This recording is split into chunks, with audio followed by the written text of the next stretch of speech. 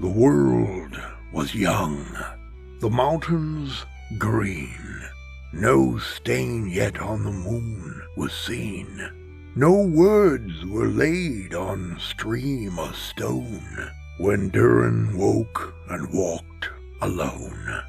He named the nameless hills and dells. He drank from yet untasted wells. He stooped and looked in Mirror and saw a crown of stars appear as gems upon a silver thread above the shadow of his head.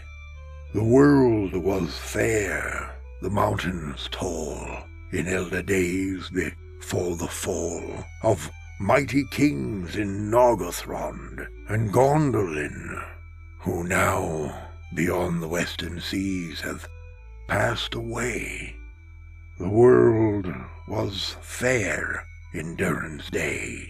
A king he was on carven throne, in many pillared halls of stone, with golden roof and silver floor, and runes of power upon the door. The light of sun and star and moon in shining lamps of crystal hewn, undimmed by cloud or shade of night, there shone forever fair and bright.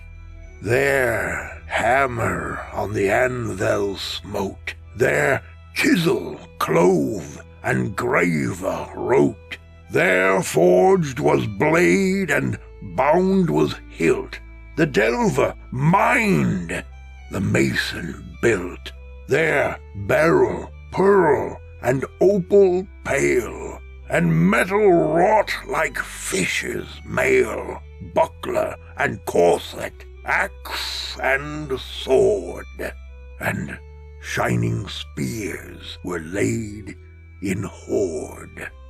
Unwearied then were Durin's folk, beneath the mountains music woke.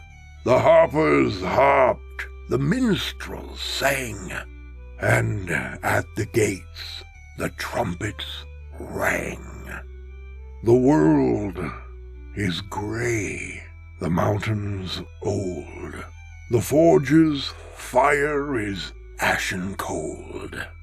No harp is rung, no hammer falls, the darkness dwells in Durin's halls.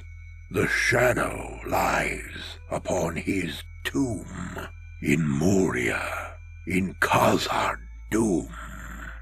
But still the sunken stars appear in dark and windless Mirror. There lies his crown in water deep, till Durin wakes again from sleep.